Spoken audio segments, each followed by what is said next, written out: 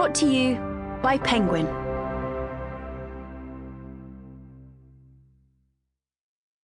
The Missing by Jane Casey. Read by Penelope Rawlins. Some of it I remember very well. Other parts aren't so clear. Over the years, I've shaded in the bits I can't quite recall, until I'm not sure which details are real and which I've made up. But this is how I think it started. I think this is what happened. This is the best I can do. 1992. I'm lying on a scratchy tartan picnic rug in the garden, pretending to read. It's mid-afternoon, and the sun is hot on the top of my head and my back, scorching the soles of my feet. My school is closed today for teacher training, and I've been outside for hours. The rug is covered with bits of grass that I've ripped up from the lawn. They tickle where they touch my bare skin. My head is heavy, my eyelids drooping. The words on the page march around like ants, no matter how hard I try to keep them in neat lines, and I give in, pushing the book to one side and burying my head in my arms. Parched grass crackles under the rug, brown and dying from weeks of hot weather. Bees hum in the summer roses, and not far away a lawnmower drones. The radio is on in the kitchen, a woman's voice rising and falling in measured cadences, interrupted occasionally by a burst of music. The words are indistinct, blurring into one another. A regular thunk-thud-thud is my brother playing tennis against the side of the house. Racket wall ground. Thunk-thud-thud. I've already asked if I can play with him. He'd rather play alone than with me. That's how it goes when you're 4 years younger and a girl. I peek through my arms at a ladybird climbing up a blade of grass. I like ladybirds.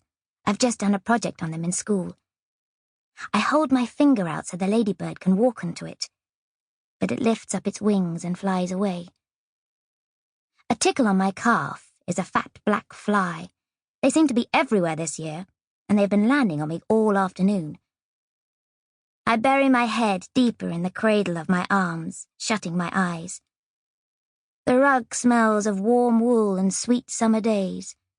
The sun is hot, and the bees are murmuring a lullaby. Minutes or hours later, I hear feet crossing the lawn, crushing the dry, brittle grass at every step. Charlie. Tell Mum I'll be back soon. The feet move away again. I don't look up. I don't ask where he's going. I'm more asleep than awake. I might even be dreaming already. When I open my eyes, I know that something has happened, but not what. I don't know how long I have slept. The sun is still high in the sky, the lawnmower still thrums, the radio burbles. But something is missing. It takes me a moment to realize that the ball isn't bouncing anymore.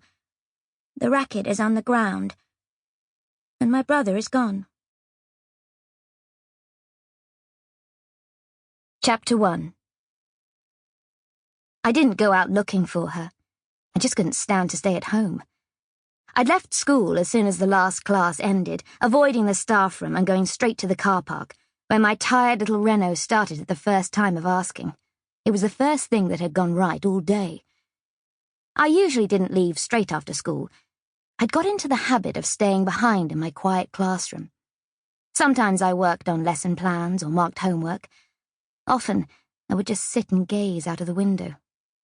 The silence would press against my ears as if I was fathoms below sea level. There was nothing to make me resurface. I had no children to rush home to, no husband to see. All that was waiting for me at home was grief, in every sense of the word. But today was different. Today I had had enough.